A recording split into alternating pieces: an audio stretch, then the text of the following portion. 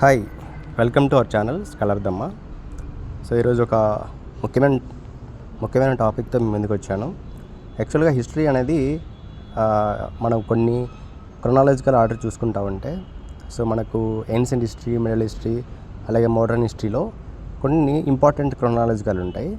So modern హిస్టరీలో వచ్చేసి మనకు అతివాదులు, మితవాదులు, గాంధీ గారు, ఈ క్రొనాలజికల్ చాలా ఇంపార్టెంట్. అలాగే బ్రిటిషర్స్ ఎలా ఎస్టాబ్లిష్ అయ్యారు, వాళ్ళు ఎలాంటి యుద్ధాలు చేశారు, ఎలాంటి కంపెనీలు పెట్టారు, ఎవరెవరికి గొడవలు పెట్టి వీళ్ళు లబ్ధి పొందారు. సో ఇలాంటిది కూడా. సో అలాంటిదే గాంధీ గారు భారతదేశ స్థాయిలో ఆయన ఎక్కడ ఉద్యమాలు మొదలుపెట్టారు. సో చంపారన్ ఉద్యమం నుంచి దాదాపు క్విట్ ఇండియా మూమెంట్ వరకు గాంధీ గారి యొక్క హవా నడుస్తూ ఉంటుంది దేశంలో. ఈ యొక్క కాంగ్రెస్ నాయకులు కూడా గాంధీ గారిని తమ నాయకుడిగా భావించేసి వాళ్ళంతా కూడా ఉద్యమంలో ఉంటారన్నమాట. ఓకేనా. సో అందులో భాగంగా ఒక బ్రీఫ్ ఐడియా కోసము చాలా తక్కువ నిడివితో మనం ఈ వీడియో చేస్తాము. ఇదేంటంటే ఒక బేసిక్ అవగాహన మాత్రమే, ఇన్డెప్త్గా మనం వేరే చేద్దాం. అలాగే ఇది పార్ట్ 1, గాంధీ గారు ఇండియాలో. ఓకేనా. అలాగే మనం పార్ట్ 2లో భాగంగా గాంధీ గారు ఆంధ్రాతో కూడా ఆయనకు సంబంధాలు ఉన్నాయి. ఆంధ్రాలో 5 సార్లు దాదాపు ఆయన విజిట్ చేశారు. ఆ విజిట్లో భాగంగా చాలామంది ఇక్కడ ఆంధ్ర నుంచి కేంద్రంలో పనిచేసిన నాయకులు వీళ్ళందరితో కూడా ఆయనకు చాలా అనుబంధాలు ఉన్నాయి. ఐఎన్సీ సమావేశాలు విజయవాడలో జరిగింది. సో అలాంటి ఇంపార్టెంట్ విజయవాడ సమావేశంలో వచ్చేసి మనకు మన జెండా ఉంటుంది కదా, దాన్ని అక్కడ ఆయన పింగళి వెంకయ్య గారికి కొన్ని మార్పులు చేర్పులు సూచిస్తే ఆ జెండాని కూడా ఆవిష్కరించడం జరుగుతుంది. ఓకేనా. సో ఆ విధంగా మనం చూద్దాం. సో ఇప్పుడేంటి, 1917లో చంపారన్ సత్యాగ్రహం. ఈ చంపారన్ అనేది బీహార్లో ఉంటుంది. ఇది ఒక గ్రామం. ఈ గ్రామంలో ఏమవుతుందంటే, ఈ చంపారన్ అనేది రాజ్ కుమార్ శుక్లా అనే ఒక ఆయన ఆహ్వానం మేరకు గాంధీ గారు చంపారన్కి వస్తారు. ఈ చంపారన్లో యూరోపియన్స్, అంటే most of the cases Britishers ఉంటారు యూరోపియన్స్.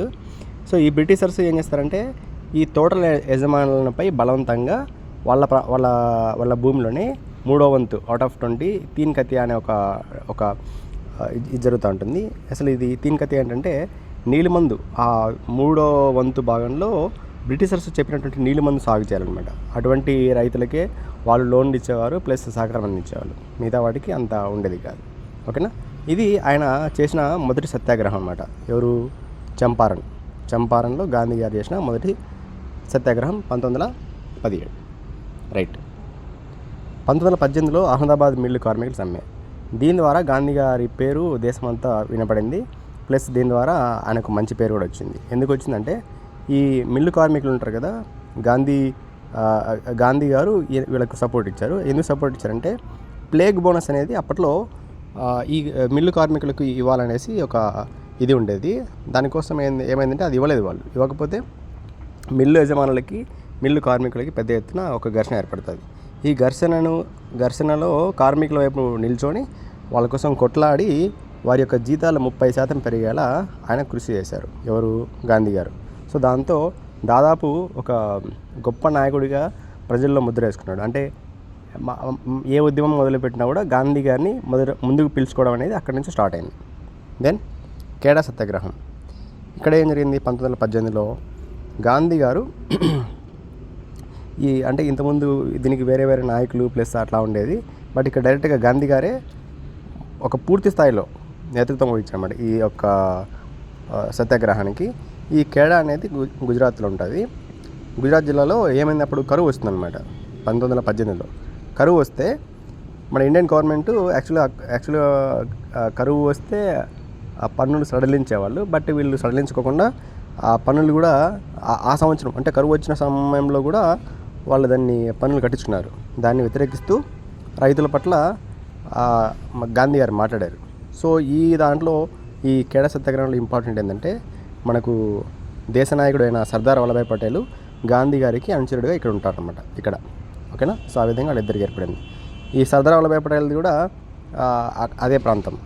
ఓకేనా. 1919 రౌలత్ సత్యాగ్రహం, ఖిలాఫత్ ఉద్యమం. ఓకేనా. ఈ రౌలత్ చట్టం అనేది యాక్చువల్గా World War Iలో కొన్ని నిబంధనలు పెడతారు బ్రిటిష్ గవర్నమెంట్. ఆ వరల్డ్ వార్ 1 అయిపోయిన తర్వాత కూడా అదే నిబంధనలు పెట్టేసి కొనసాగిస్తుంటారు అన్నమాట. ఏది బ్రిటిష్ ఇండియన్స్ని తొక్కిపెట్టడానికి. ఓకేనా. వరల్డ్ వార్ 1లో ఈ నల్ల చట్టానికి వ్యతిరేకంగా ఏప్రిల్ 6, 1919 దేశవ్యాప్తంగా ఎవరు సమ్మెకు పిలిపిస్తారు గాంధీ గారు. అదే సంవత్సరంలో మనకు హిందూ ముస్లిం ఐక్యత కోసం ఆల్ ఇండియా ఖిలాఫత్ కమిటీ అధ్యక్ష పదవికి గాంధీజీని ఉండమని ముస్లిం సమాజం చెప్పింది. అంటే ఈ ఖిలాఫత్ అనేది ఒక ముస్లిం సమాజంలో ఒక మత పెద్ద అనమాట. సో ఆ పదవికి వచ్చినటువంటి ఇబ్బందులలో ముస్లిమ్స్ దాన్ని చాలా మతపరమైనదిగా తీసుకున్నప్పుడు ఆ ఉద్యమానికి ఆంధ్రాలో ఆల్ ఇండియా వైడ్గా గాంధీ గారిని ముందు పెడతారు. ఓకేనా. సో దానికి పూర్తి మద్దతు ఇస్తారు గాంధీ గారు. అలాగే 1922 నుంచి సహాయ నిరాకరణ చేశారనమాట ఎవరు, గాంధీ గారు. గాంధీజీ నేతృత్వంలో జరిగిన మొదటి భారీ దేశవ్యాప్త ప్రజా ఉద్యమం ఇది. 1919 ఏప్రిల్ 13 మనకు ఒక ముఖ్యమైన ఘటన జరుగుతుంది భారతదేశ చరిత్రలో. అదేంటంటే జలియన్వాలా బాగ్ అమృత్సర్లో ఉంటుంది కదా. సో అక్కడ ఏమైందంటే జనరల్ ఓ డయర్ అనేవాడు ఈ యొక్క ఏది మనకు సిక్కులు నిర్వహించే బైశాఖి అనే ఒక మంచి రోజున అక్కడ ప్రజలంతా, అంటే వాళ్ళకి తెలియదు అక్కడ ఏం జరుగుతుందో కూడా, ఒక మైదానంలో జలియన్వాలా బాగ్ అనే వందనంలో వాళ్ళంతా వచ్చి ఉంటారు. ఉంటే వాళ్ళకి కనీసం సందేశం కూడా ఇవ్వకుండా డైరెక్ట్ కాల్పులు వేస్తాడు ఉన్న ఒక డోర్ని క్లోజ్ చేసి. సో అక్కడ దాదాపు 100 మంది చనిపోతారు. ఓకేనా. చనిపోయిన తర్వాత దానికి నిరసనగా సహాయ నిరాకరణ చేస్తాడు. అలాగే మనకు అక్కడ సహాయ నిరాకరణ ఉద్యమంలో కొన్ని కార్యక్రమాలు చేపడతారు. స్వదేశీ వస్తువుల వాడకం ఎక్కువ చేయడం, విదేశీ వస్తువులను తగలపెట్టడం, పాఠశాలలు బహిష్కరించడం, కోర్టులు బహిష్కరించడం, పన్నులు కట్టకపోవడం. ఈ చౌరీ చౌరా ఉదంతం జరిగిన తర్వాత ఇది యాక్చువల్గా ఏమవుతుందంటే ఇట్లా చేస్తుంటే చౌరీ చౌరాలో కొంతమంది ఉద్రేకానికి లోనయ్యి అక్కడ కొంతమంది అక్కడ పోలీసులు ఏం చేస్తారంటే చౌరీ చౌరాలో ఒక పోలీస్ స్టేషన్ని తగలబెట్టేస్తారనమాట. సో అది హింసాత్మకంగా మారుతుందనేసి దీన్ని గాంధీ గారు ఫిబ్రవరి 12, 1922 దీన్ని నిలిపేస్తారు. నిలిపేసినప్పుడు చాలామంది వ్యతిరేకిస్తారనమాట. రైట్, నెహ్రూ గారు అలాగే ఆదివాదులు వీళ్ళంతా కూడా చాలామంది వ్యతిరేకిస్తారు దీన్ని, ఇది ఉద్యమం నిలిపడాన్ని. అది ఎవరు చెప్పకుండా డైరెక్ట్గా ఆయన నిర్ణయం తీసుకుంటాడు నిలిపేయమని. అలాగే ఇది చాలా ఇంపార్టెంట్. 1924 బెల్గాం ఐన్స్ సమావేశం, కర్ణాటకలో బెల్గాం ఉంటుంది. దీనికి అంటే ఈ ఒక్క ఐన్స్ సమావేశానికే ఈయన అధ్యక్షుడిగా ఉంటారు. మరి ఇతర దాంట్లో కూడా అధ్యక్షుడిగా ఉండడు అనమాట ఎవరు, గాంధీ గారు. ఇది ఇంపార్టెంట్, గుర్తుపెట్టుకోండి. అలాగే 1930లో శాసనోల్లంఘన ఉద్యమం అండ్ ఉప్పు సత్యాగ్రహం జరిగిందన్నమాట. ఇది కూడా చాలా ఇంపార్టెంట్. బ్రిటిష్ వారు ఏం చేస్తారంటే యాక్చువల్గా మన ఇండియాలో ఉప్పు లేకుండా జనం తిండి తినడం అనేది జరగదు. కాబట్టి దాన్ని వీక్నెస్గా తీసుకొని వీళ్ళు ఉప్పు పైన కూడా ట్యాక్స్ వేస్తారు బ్రిటిష్ గవర్నమెంట్. సో ఆ విధంగా ఈ మహాత్మా గాంధీ దండి యాత్ర మొదలు పెడతారు దీనికి విరుద్ధంగా. అది 24 రోజులు సాగుతుంది. ఎక్కడి నుంచి ఎక్కడికంటే సబర్మతి ఆశ్రమం నుండి దండి సముద్ర తీరం వరకు. మార్చి 12 స్టార్ట్ అయితే ఏప్రిల్ 6, 1930 అది అయిపోతుంది. ఏప్రిల్ 6న దండి చేరుకుంటారు. దండి ప్రాంతం చేరుకొని అక్కడ ఉప్పు స్వయంగా తయారు చేసి ఉప్పు పైన మేము ట్యాక్స్ కట్టామనేసి దాన్ని ఉల్లంఘించేస్తాడనమాట. దీంట్లో అప్పుడప్పుడు కొన్ని కీ పాయింట్స్ అడుగుతుంటాడు. ఎంతమంది అనుచరులు ఉండేవాళ్ళు ఆయనతో పాటు ఆ రోజు అనేసి, అది ఎంత దూరం ఉందని అడిగేసి ఇలాంటి కొన్ని పాయింట్స్ అడుగుతుంటారు. 78 మెంబర్స్, 241 మైల్స్. ఓకేనా. దెన్ 1931 గాంధీజీ ఇర్విన్ ఒడంబడిక రౌండ్ టేబుల్ సమావేశం 2కి అటెండ్ అవ్వడం. లార్డ్ ఇర్విన్తో గాంధీ గారికి ఒక ఒప్పందం కుదురుతున్నాడు. ఆ ఒప్పందం ప్రకారం ఏంటంటే ఈ రౌండ్ టేబుల్ సమావేశానికి మీరు అటెండ్ అవ్వాలనేసి ఇర్విన్ గారు గాంధీని కోరుతారు. ఆ గాంధీ గారు ఏం చేస్తారంటే మా వాళ్ళు జైల్లో ఉంటారు కదా వాళ్ళందరినీ విడుదల చేయాలి అని కొన్ని షరతులు పెడతారన్నమాట. సో మ్యూచువల్గా ఇవన్నీ ఓకే అయిన తర్వాత గాంధీ గారు ఇంగ్లాండ్లో పార్లమెంట్లో జరిగేటువంటి రౌండ్ టేబుల్ సమావేశానికి అటెండ్ అవుతారు. అది ఏది యాక్చువల్గా రౌండ్ టేబుల్ సమావేశం అనేది ఒకటే 3 ఫేజెస్లో జరుగుతుంది. 3 ఫేజెస్లో జరిగితే గాంధీ గారు సెకండ్ ఫేజ్కి వెళ్తారు. ఎక్కడికి? ఇంగ్లాండ్కి. అది ఎప్పుడు మార్చి 5, 1930 ఈ గాంధీ గారికి ఇర్విన్ గారికి ఒప్పందం జరిగిన తర్వాత ఈ శాసన ఉల్లంఘన జరుగుతుంది కదా, దాన్ని తాత్కాలికంగా ఆపేస్తారు గాంధీ గారు. ఆపేసిన తర్వాత రౌండ్ టేబుల్ 2కి వెళ్తారు. అప్పటికే రౌండ్ టేబుల్ 1, 2, 3కి మొత్తాన్ని కూడా డాక్టర్ బిఆర్ అంబేద్కర్ గారు 3కి అటెండ్ అవుతారు. ఓకేనా. సో ఇది లండన్లో జరిగింది. గాంధీ అటెండ్ అయ్యారు ఇక్కడ. అప్పుడు గాంధీ గారే ఈ కాంగ్రెస్ యొక్క ఏకైక ప్రతినిధి అనమాట ఈ రౌండ్ టేబుల్ 2 సమావేశంలో. అంటే ఇక్కడ రకరకాల ప్రతినిధులు వెళ్ళింటారు.